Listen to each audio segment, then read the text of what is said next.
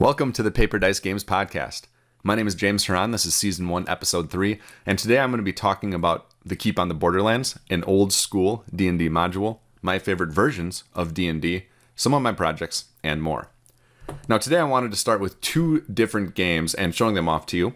Now these games are both journaling/storytelling games, and I have enjoyed them both, even though that's not my favorite genre of storytelling games. So if you were going to create a kind of a spectrum of games, and on one side it's journaling/storytelling games where the journal that you're writing drives the story, and on the other side it's a simulation where the mechanics and the dice rolling and whatever else drives the story. I'm definitely closer to the simulationist type than the storytelling type.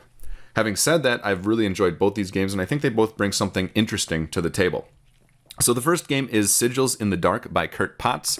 I'll put a picture up here if you are watching the video. And if you're not watching the video, this is a notebook style game. It looks like a notebook you would get at Target or something, and there's like a pentagram on the front. And basically in this game, you are journaling your experiences with learning different spells or rituals, I guess you could say. The idea is that when you start the game, you come up with a motivation. The game calls it a need. And these are just everyday things. You know, you want your crush to like you, your boss is annoying, and so you want to get back at your boss, things like that. And what you do to accomplish this need is you draw spell circles in your notebook. And this is what drives the gameplay, and this is actually my favorite part. You actually get to create spell circles based on a really cool system that Kurt Potts was able to create in this game. And you're sketching it out, you're drawing it, and these spell circles that you create drive the gameplay. So each spell circle comes with some sort of cost, and that cost is usually some sort of detriment to your personal or professional life or even family life, that type of thing. And through the spell circles you create in an attempt to reach the need that you have from the beginning of the game, a story emerges. So it's very cool. I suggest that you check it out if you have the opportunity. The second one that I want to highlight is Skeletons, which is a game by Jason Morningstar. I'm holding it up here for the camera, and if you're listening in the audio, it's an actual physical book that I found randomly at my local friendly game store. It's kind of got this beige background, and there's a skeleton on there. So in this game, your PC, I guess you could say, is a skeleton, and basically at the beginning of the game, you're not sure what's going on. You know you're a skeleton, and your skeleton wakes up when there's an intruder in the dungeon or crypt or tomb that your skeleton is protecting. Once the intruder is killed, because that's basically what you do as a skeleton, you go back to sleep until the next intruder comes along. The interesting thing about this game is a storyline emerges from the time when you're awake. And what happens during the storyline is you begin as the skeleton to remember your past life. You begin to remember these bits and pieces about who you are or why you're here or what happened to you, those types of things. And so it's kind of it is a storytelling game, a journaling game, as you explore your past life.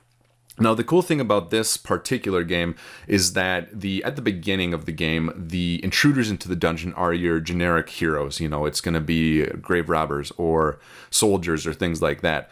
But as the game goes on, there's other people that might be intruding on the dungeon. And so you might have a family fleeing some sort of natural disaster. And so these intruders start to tell a story of the outside world. As the skeleton inside the cave or the dungeon, you're learning a little bit about your past, and then oftentimes those two storylines being woven intersect. And that's what's really fun about this one.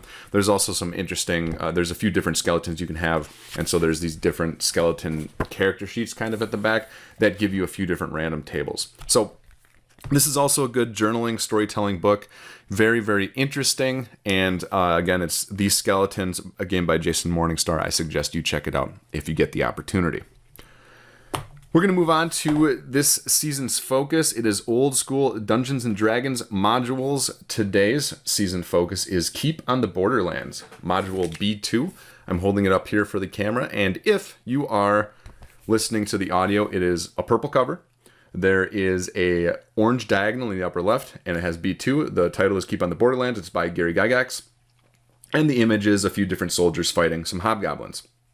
So this particular module, I have a short story to tell about how I came about it. So I've explained in a previous podcast that my first introduction to Dungeons and Dragons was this original version of Dungeons and Dragons, the original D&D, second edition, advanced. Somewhere in there is what I was introduced to Dungeons and Dragons.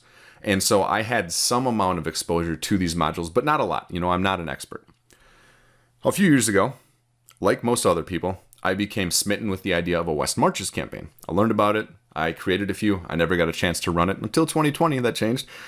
What I did do, though, was I put it on the back burner until 2020. But a few years ago, I found Keep on the Borderlands in an estate sale, kind of in my area. And I had read that Keep on the Borderlands is one of the favorites from the original modules. And so I decided to pick it up. And when I started reading through it, I realized that this module is basically a West Marches campaign. And a lot of what the author, Ben Robbins, maybe, correct me if I'm wrong, I think it's Ben Robbins, but whoever wrote the initial articles about a West Marches campaign drew a lot of inspiration from modules like the Keep on the Borderlands. This is basically a wilderness hex crawl, except it has a safe haven, mostly a safe haven, which is the Keep on the Borderlands here. And basically the play pattern for this module is the characters are in the keep, they gear up, they find motivation to go outside the keep and explore the wilderness. The wilderness is wild, it's dangerous, it's deadly, and then they return to the relative safety of the keep with their treasure, hopefully, and whatever else knowledge they've gained from the Borderlands outside the keep. And so as soon as I got this and read through it, I was so excited because it's just like a West Marches campaign. The West Marches style of campaign had to have drawn a lot of inspiration from these wilderness exploration kind of hex crawl style modules like this one, and all of a sudden it shot to the top of my want to playlist. So in this particular module, it starts off, the front and back cover have a large map of what's called the Unknown Cave, I believe, and that's more of a dungeon. So that's the dungeon for the module, but much of the actual module takes place in the wilderness outside the dungeon or these caves and outside the keep. The first few pages, and this is somewhat unique among these original modules, the first few pages actually outlines how to play Dungeons & Dragons, and so you can pick up this module by yourself, and without having any other resources, you can basically, not completely, but basically run a full game of Dungeons & Dragons using just this module. You can forget the player's handbook, forget the monster manual, you can get by with just this module, especially if you have a background in Dungeons & Dragons. And so I thought that was an interesting addition to the rules, because you don't see that in modules that much, certainly not at this time, but certainly not anymore. And so if you are interested in getting into this version of Dungeons and Dragons, but you don't want to spend all the money, find this module. Mine's in really bad condition, but I can read it, so it was pretty cheap. Find this module, and it's a good primer into what this version of Dungeons and Dragons is like. After the initial explanation of how the rules work and a few notes for the dungeon master, it gets into the particulars of the module.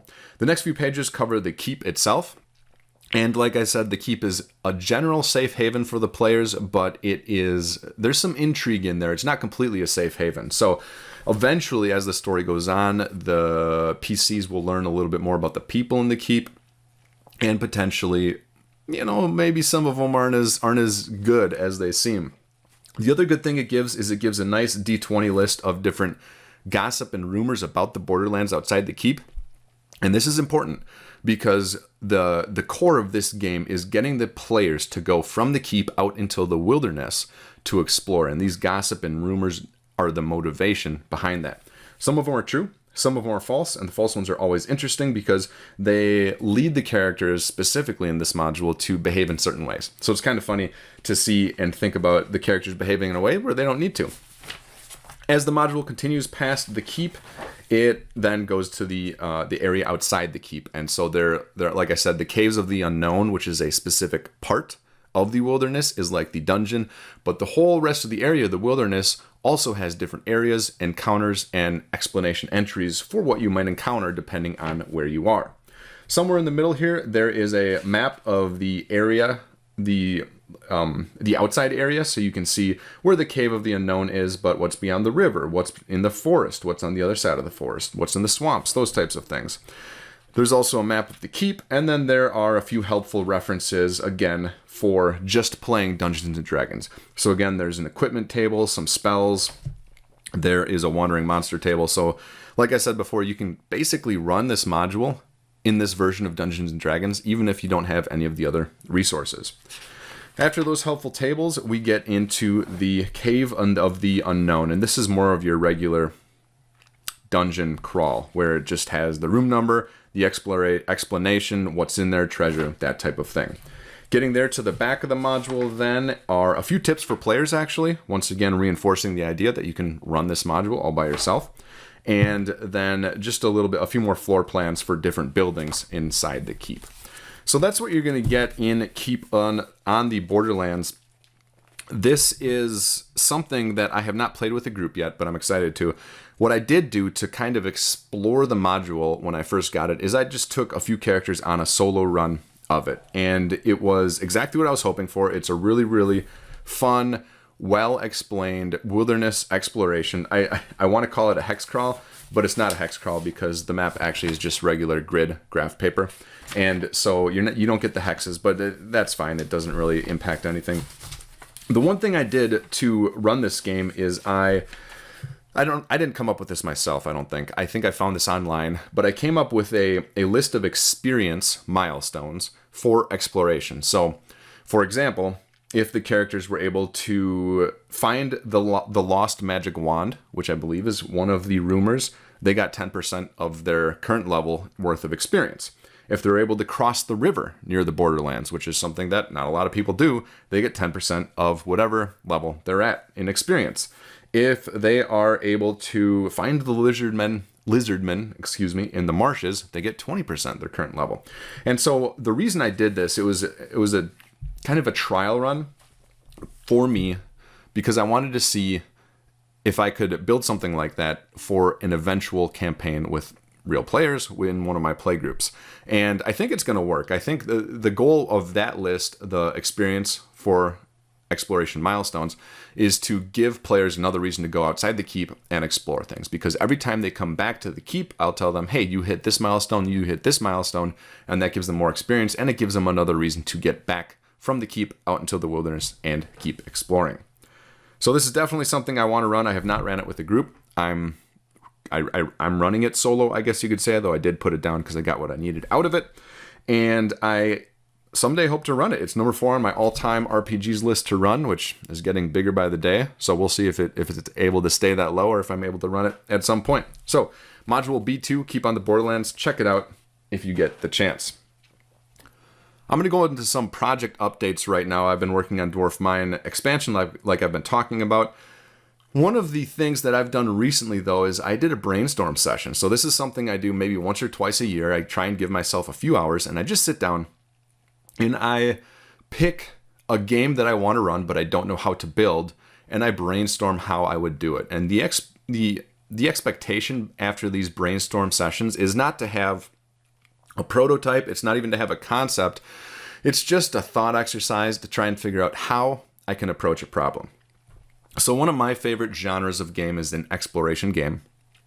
And if I had unlimited time and resources, one of the things I would try and build is a print and play pure exploration game. And what I mean by pure exploration is that would be the mechanic, is exploration. There wouldn't be combat, there wouldn't be an economy or much of an economy, there wouldn't be these other things that you see in a lot of exploration games. It would just be about exploration. So the first thing I did when I sat down and did this brainstorm is I figured out, what other games do I enjoy that are pure or close to pure exploration games? And the 3 I came up with was Kerbal Space Program, KSP, No Man's Sky, and Minecraft. And I'll go over those quickly. In KSP, if you have not played that, you're building rockets, you're flying around a solar system, and you eventually will come back to your little launch base and build more rockets and better rockets and fly further around the solar system. No Man's Sky, in that game, it's very similar, except it's a number of different solar systems, and you're basically hopping from system to system, exploring things, gathering resources. That's more of an RPG, but there's a pretty strong exploration element. And then Minecraft, hopefully you've heard of it. It, of course, is all about crafting, discovery, things like that. Exploration is a minor theme in it, but it's how I like to play. I love exploring in Minecraft, although I haven't played it in a long time. That was one of the things that I really enjoyed about that game. So after thinking about these games, I came up with 3 different things that I think a print-and-play exploration game would need. Number 1, I feel like an exploration game in print-and-play would need to feel like the world is waiting there, ready to be explored.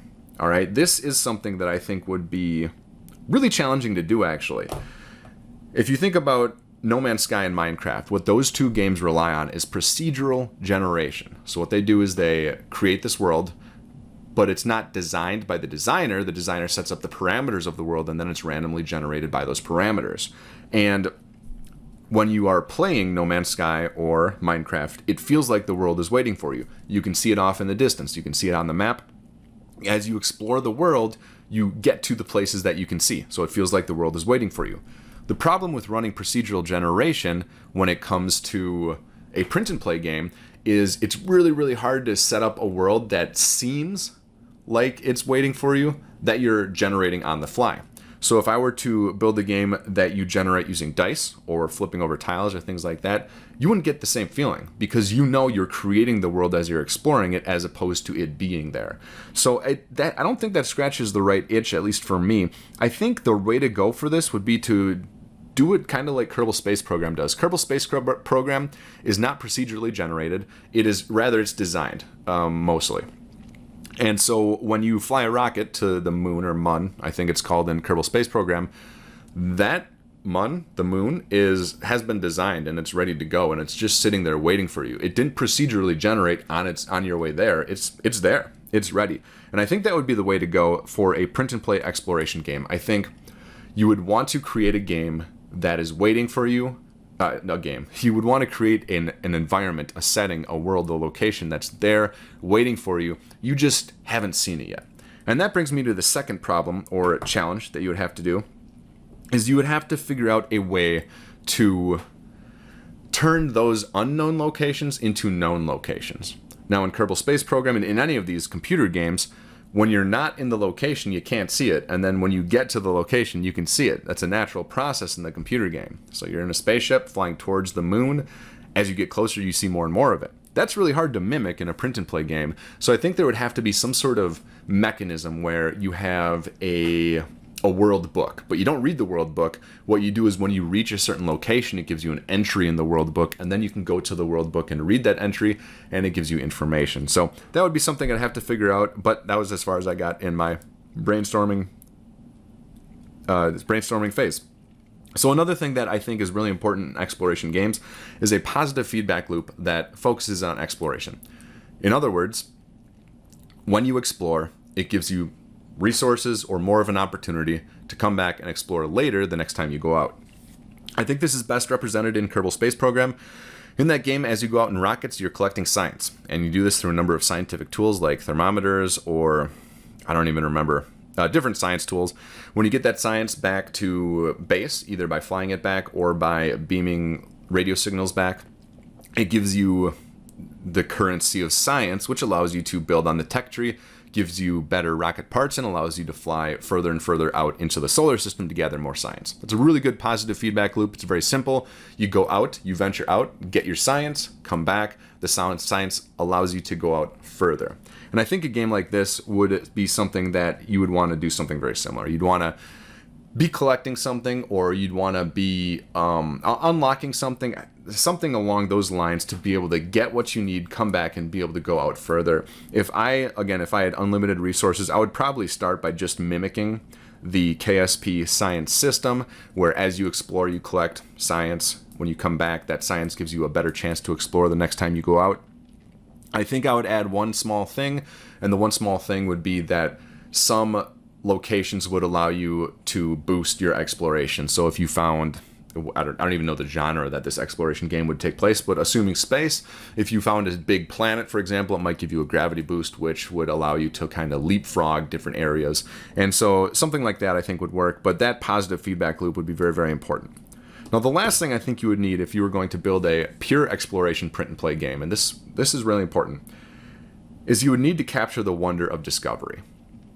The best moment that I had when I was playing KSP is I was launching rockets into space, doing orbits, things like that. When I got a little bored of launching rockets into space, I realized, hey, you can build an airplane in this game and actually fly around the world you start in. So I did that. I finally got an airplane that was able to fly, and then I realized that, hey, there's an island right next to my launch pad. And of course, I've seen that island hundreds of times as I was launching these rockets. And so I said, okay, I'm just going to fly my airplane over to the island. So I tried, failed, and then finally I was able to get it there. And to my surprise, there was an airport on that island. And it was just this moment of pure discovery that, at first this was emergent gameplay. This was the thing that I said, oh, hey, see that thing? I want to go there in this fashion. But when I did, I saw something that I was completely unexpected. And so it was a really great moment of wonder and discovery, and those types of things are sprinkled throughout KSP. I was unable to experience most of them because I'm not very good at the game, but all over the place on the different planets. Asteroids, locations all over the place. There's these little nuggets of discovery that the designers put in. And I think that is just the embodies the joy that people get out of exploration games, is finding something that's just sitting there waiting to be discovered. That would be very hard to mimic in a print and play game. Going back to the mechanism of turning the unknown into the known, I think you'd have to do something like that. It's similar to like a storybook or a world book. I don't know how I would differentiate it though from what you're already exploring. So I think that would be the biggest challenge is trying to figure that out. So to wrap this up, at the end of my brainstorm, I basically figured out, okay, assuming I had unlimited resources, unlimited time, how would I tackle this game? And the first thing I would do is I would try and figure out, like I said, a mechanism from turning the unknown into the known. And I would probably just start with a world book where you explore to a location. The location gives you a number, and then you go from that number into the world book, read the entry, and now you have that information because you've visited that location. After that, I'd set up some sort of positive feedback loop for exploration. I'd probably just start with KSP's science and go from there. And then the last thing I'd do is try and figure out how to capture the wonder of discovery. And that I was unable to figure out in my brainstorming session, but I think it's worth thinking about. And someday, maybe I will have time to make an exploration game. Until then, I would like someone else to so I could play it. So there's some motivation, some inspiration, hopefully. So if this is something that you are interested, please run with it and let me know. And I'd love to play or play test if it is something that you are willing to dive into. Since I'm talking about my projects, I do want to give a giveaway. And so just because I'm going to put Dwarf Mine at 50% off again on itch.io and Drive Through RPG, you can get to the links in the show notes, but that'll be for the next week. So the expansions for Dwarf Mine are coming out in a few weeks. If you're interested in those, interested in getting the game, now's a good time because it's going to be 50% off for the next few weeks. We're going to move on to the podcast topic discussion today, which is my favorite versions of Dungeons & Dragons. Before I start, I want to give the disclaimer that I have played all versions of D&D. I am not an expert, especially on the earlier versions, so I may make some mistakes in my explanation, so please let me know what mistakes I made. I'm excited to talk about this, though. If you're a person who has experienced a lot of versions of Dungeons & Dragons, I would love to hear what your favorite versions are. And if you're someone who has not experienced a lot of versions of Dungeons & Dragons, hey, this is a primer for you. You get the opportunity to hear a little bit about each one and maybe go out and explore them. So I put these into 4 categories, and I kind of combined the original D&D along with like 2E and Advanced, all kind of wrapped up into one. I don't have the experience with those to really tell them apart that much, and so I just combine them all into one. Then I put 3rd edition / 3.5 because those are similar, then 4th edition, and then 5th edition where we are now. So the first one I'm just gonna go in chronological order. So original D&D, D&D, 2nd edition. This is my favorite version of D&D. I talked a little bit about last week why I think people, myself included, like this version, and the 4 reasons I came up with was nostalgia. Nostalgia is a huge part. It's a big part of why I enjoy those. It's a big part about why other people enjoy those. The image, the styling of these modules and the game itself is iconic, and I think that draws in a lot of people. The asymmetry of the game I think is really important. I talked last episode that thieves starting out are going to level up faster than your other characters. Wizards, mages, starting out are going to be awful. They're horrible. They have like 1 to 4 health. They have maybe 1 to 3 spells, and they're just bad. But when they get to level 8, level 9, they're nigh unstoppable. The settings in these early versions of D&D were and are spectacular. Mostly because, and you can tell this because they've existed for 40 years and really haven't been replaced by much. And then finally, there's a lot of rough edges on the rules, which I appreciate, because when I'm playing a game and using the same mechanisms to resolve conflict, it's nice to have a change every once in a while. So for those reasons, I like that original version of D&D, AD&D 2nd Edition, best.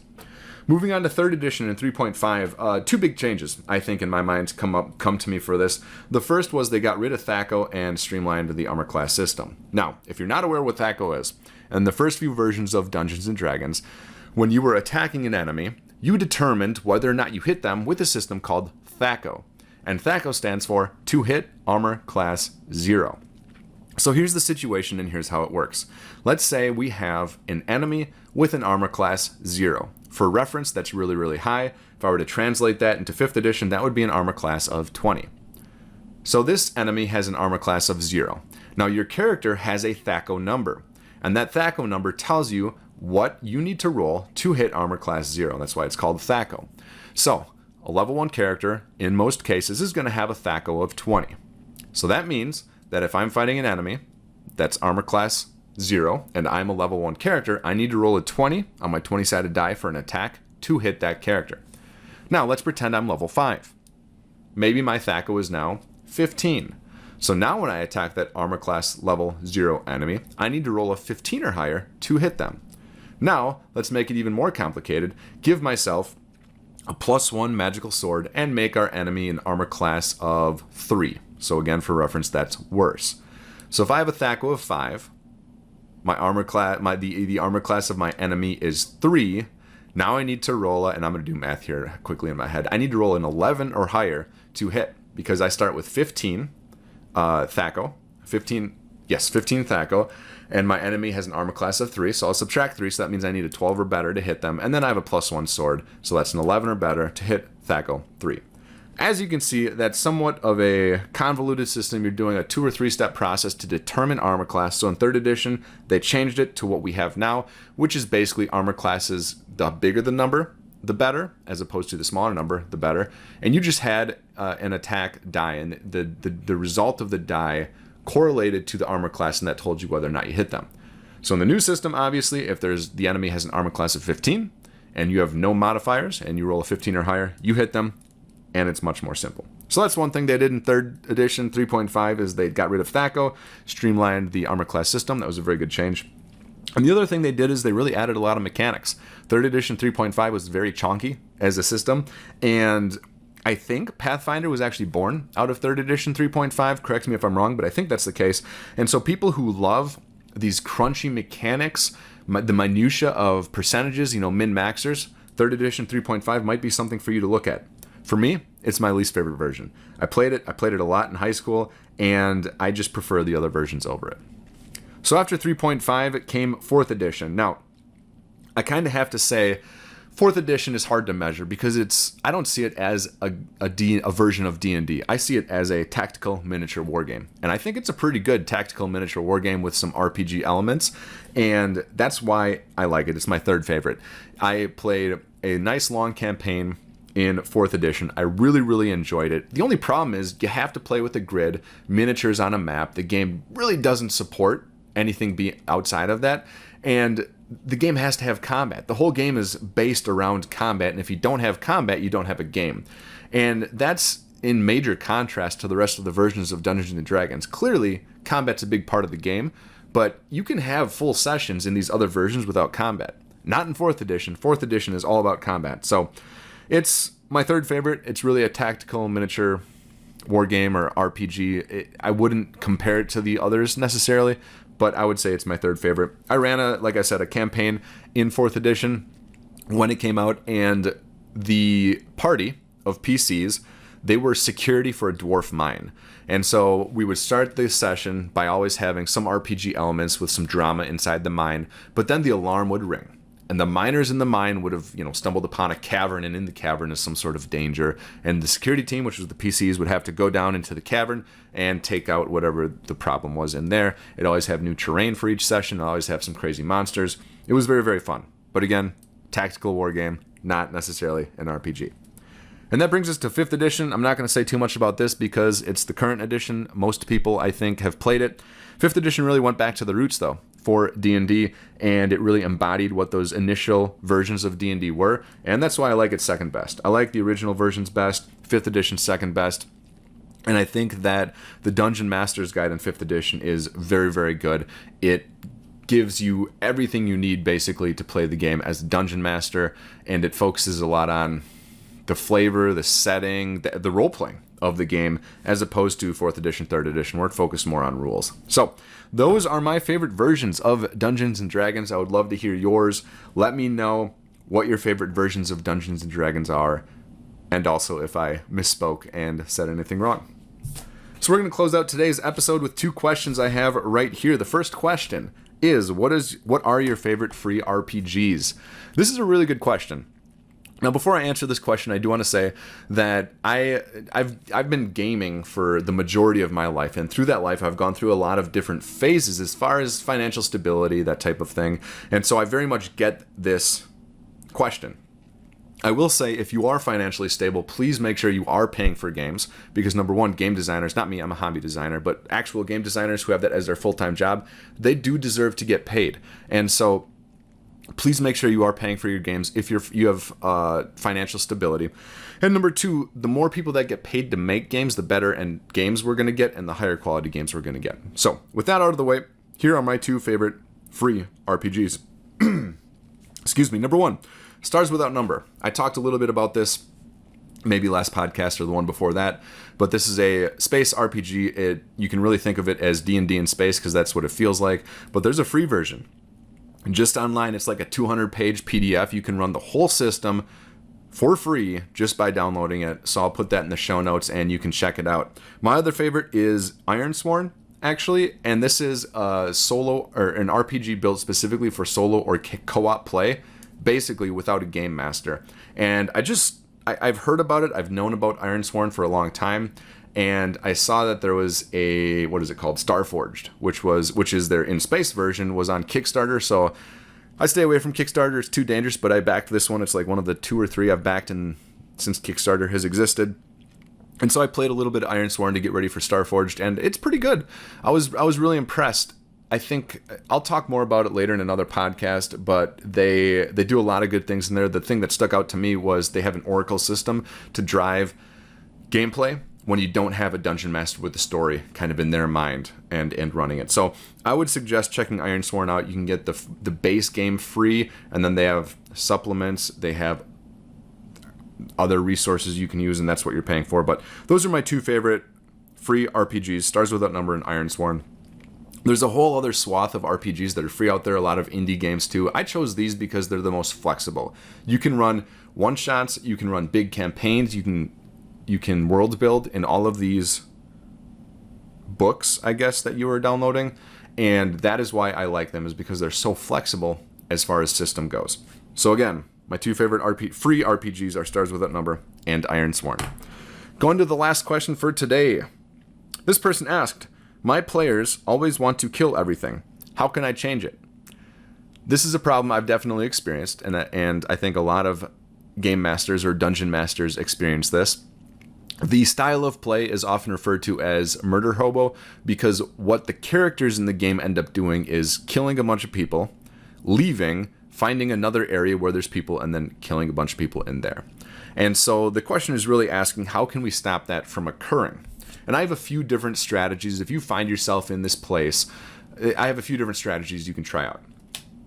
The first is just having a session 0 before you start a campaign and talking about it. Usually, when this has occurred for me, it's a disconnect. It's a disconnect between what I want and what my players want. What I want is usually something a little bit more involved with role-playing, a little bit more involved with authentic world interaction, and a lot of time my players just want to go, as their characters, go to a bar, get drunk, and start shooting arrows everywhere. And I get that. It's a game, so you should be able to do fun things in a game you would never do in real life. Having a session 0 and before a campaign, sitting down and talking about, hey, here's the campaign I'm suggesting. Here's the type of gameplay it would require for it to be fun. Can we all buy into that? And their answer might be yes, which would be great because then you can run the campaign you want. Their answer also might be no. And then at that point, you might just have to say, okay, I'm going to keep on running these murder hobo style campaigns, or you might just have to say, well, maybe I want to expand my play group. And this is how I went from 1 play group to 3, is I wanted some different play experiences, people who wanted different motivations out of games, that type of thing. Another suggestion I have is to train them. This is something that I didn't do, but one of my players did on their own, and they said it worked. This player was always having fun at the table. I was I loved having them at the table. They were very narrow in how they experienced role-playing games. They always did it in one way. Then they started listening to Critical Role, and they came to me after like a month or 2 of listening to it, and they said, hey, I think I've been experiencing role-playing games the wrong way, and I think I've been missing out on a lot of fun. And so we talked about it, and what they realized was there's different ways to play role-playing games, and they had stayed in the same track the whole time they'd been playing role-playing games, and they wanted to branch out. And we've had some really good experiences with this player doing different things, trying out a few different play styles. And so yeah, I suggest that you can try and train them, talk about different ways to play role-playing games, have them listen to a few actual play podcasts, and see if there's another style of gameplay that appeals to them. And the last thing I would suggest is trying out a non-combat system with them. I don't actually have any that come to mind, but there are a lot of systems out there that really don't put an emphasis on combat or don't have combat at all. And it might be worth it for a one-shot to have a system where your players just aren't going to be fighting. Actually, I do have an example. The Pendragon RPG, one of the great mechanics, one of the great things you do in that game is go to a feast. And I've always wanted to run a one-shot where it's just the Knights of Pendragon at a feast. There's no fighting, there's nothing. It's just having fun at a feast, giving toasts and interacting with royalty and maybe a little court intrigue. And I think trying out a non-combat system is a one-shot, and just having a quick session 0 check-in before and say, hey, there's no combat in this game. We just want to try it out and see if it works and see how they feel about a game with no combat. So those are my suggestions. If you have players who always want to kill everything, how you can try and change that situation. So everybody, thank you for listening to the Paper Dice Games podcast. I do appreciate you checking in. You can get in touch with me about the podcast, any responses you have, maybe your favorite versions of Dungeons & Dragons, or any questions on Twitter, @PaperDiceGames, or through email, paperdicegames@gmail.com. Thanks, and I'll see you next week.